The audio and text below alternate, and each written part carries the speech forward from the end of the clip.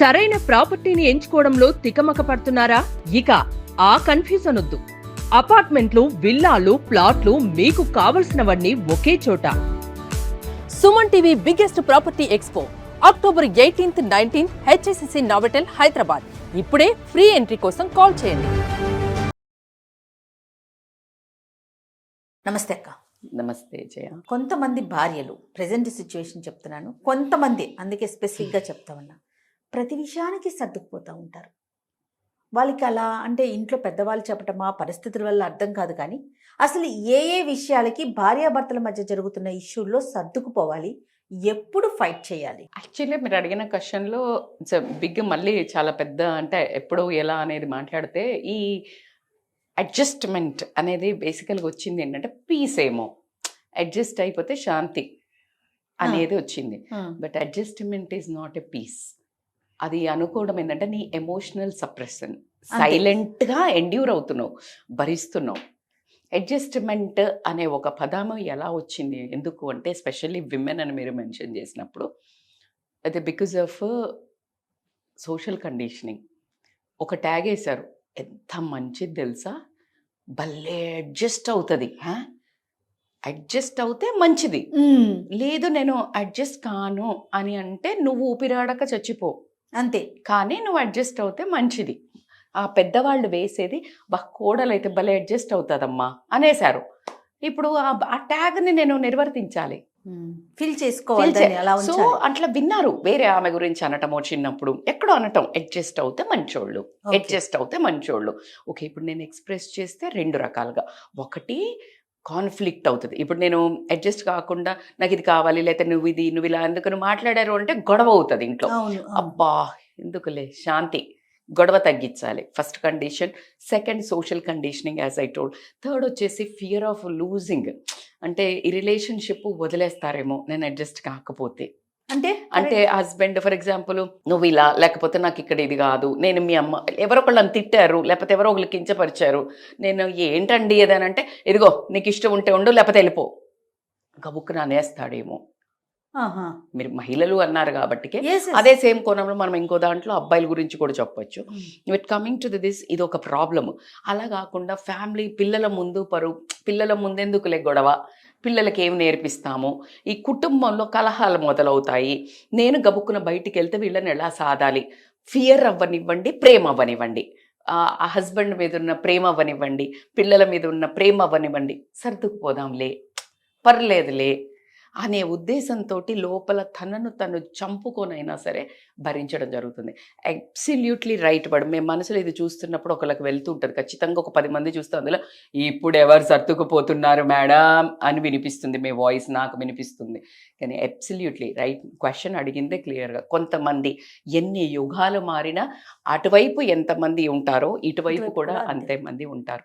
So వాళ్ళను మీరు ఒక ట్యాగ్ వేసి ఎక్స్ప్రెస్ చేయొద్దు, ఇంప్రెస్ చేయడానికి ఎక్స్ప్రెస్ చేయరు. ఎక్స్ప్రెస్ చేయటం వల్ల ఈ సప్రెస్ ఇంప్రెషన్ కోసమే, అంతే.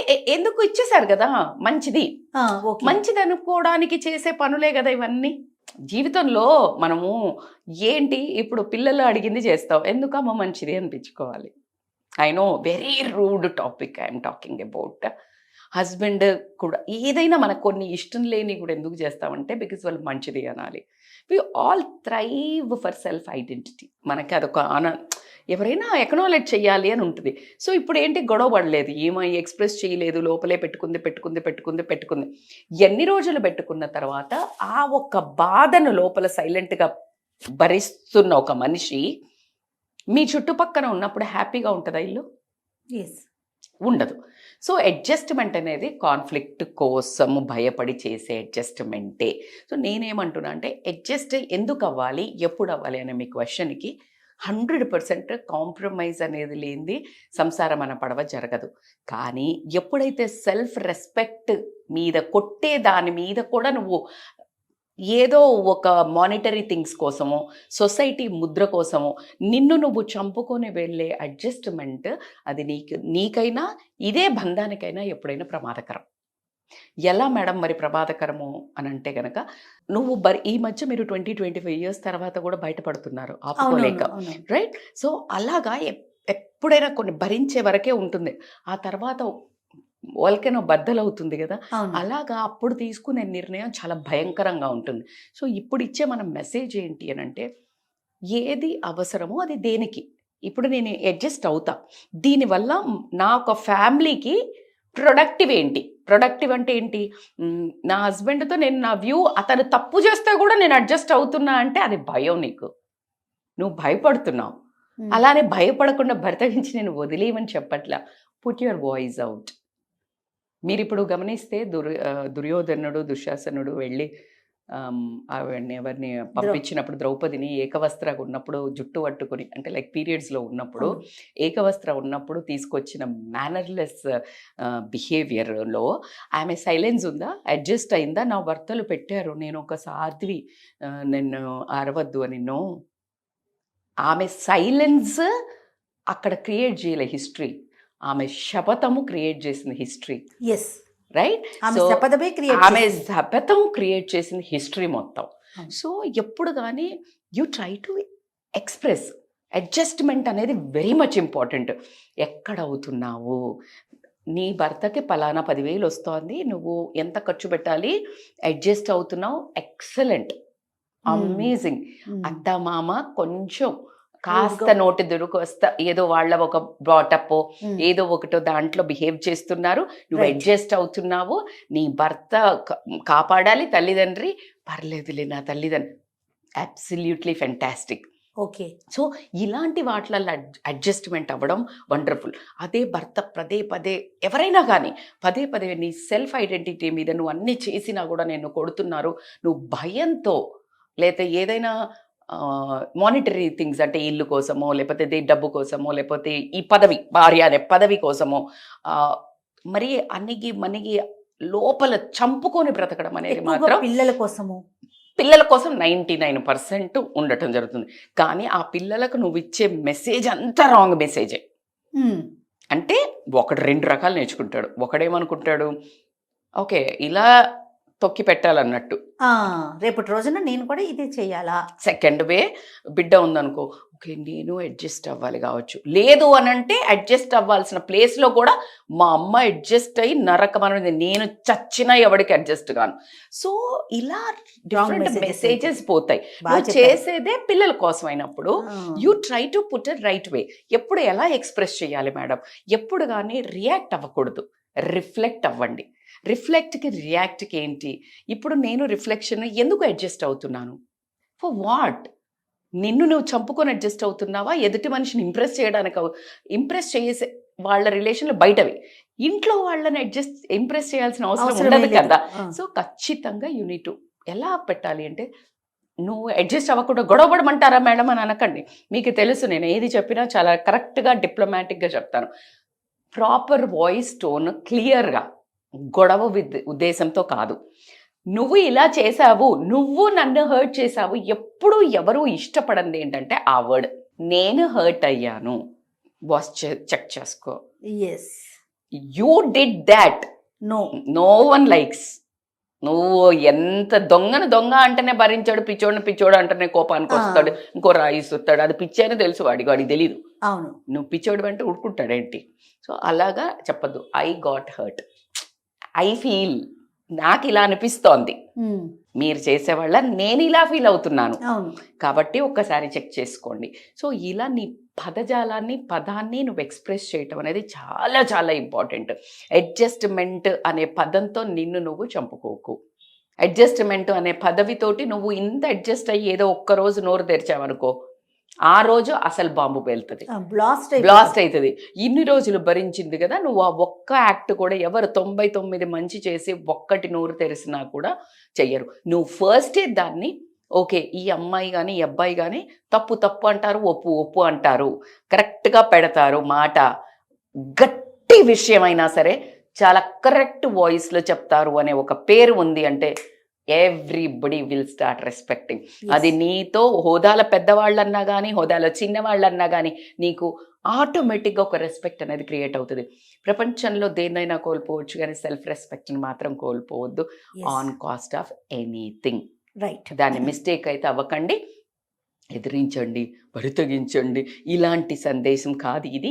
చాలా సమయస్ఫూర్తితో కామన్ సెన్స్తో అర్థం చేసుకున్నప్పుడు దీని విలువ డెప్త్ మనకు అర్థమవుతుంది. రైట్. సో బేసికల్గా ఎండ్ ఆఫ్ ద జిస్ట్ ఏంటంటే జయ, ఎందుకు ఉంటారు అనడానికి ఖచ్చితంగా సొసైటీ అనుకోనియండి, ఫైనాన్షియల్ ఫ్రీడమ్ లేకపోవడం వెళ్ళండి, గబుక్కున నేను నోరు తెరిసంటే బయట కంటే పిల్లల్ని తీసుకొని ఎక్కడికి వెళ్ళాలి, ఎలా సాధాలి అని అనుకోనివ్వండి, నేను ఎలా అమ్మో. ఇప్పుడు ఒక దేవుడు వచ్చేసి ఒక వరం ఇచ్చేసి నీకు మర్యాద లేదు, నిన్ను ఇబ్బంది పెడుతున్నారు ఇంట్లో, నువ్వు మాయమైపో అని దేవుడు అలా కళ్ళు తెరిచి ఇలా చూసేవరకు అందరూ మాయమైపోతారు. నేను డబ్బు ఇస్తాను అంటే జోక్స్ అపార్ట్, ఇట్స్ సీరియస్. అందరూ అంగీకరిస్తారు. మెన్కి చాలా బాధేస్తుంది. బట్ ఒక్కసారి మీ వైఫ్ గుండె చప్పుడులో ఉన్న బాధను వినాలి అని అంటే మీరు ఖచ్చితంగా వాళ్ళు అడ్జస్ట్ అవుతున్నారా లేకపోతే నిజంగానే వాళ్ళ ఇష్టంతో చేస్తున్నారా అనే దాన్ని మీరు గమనించండి.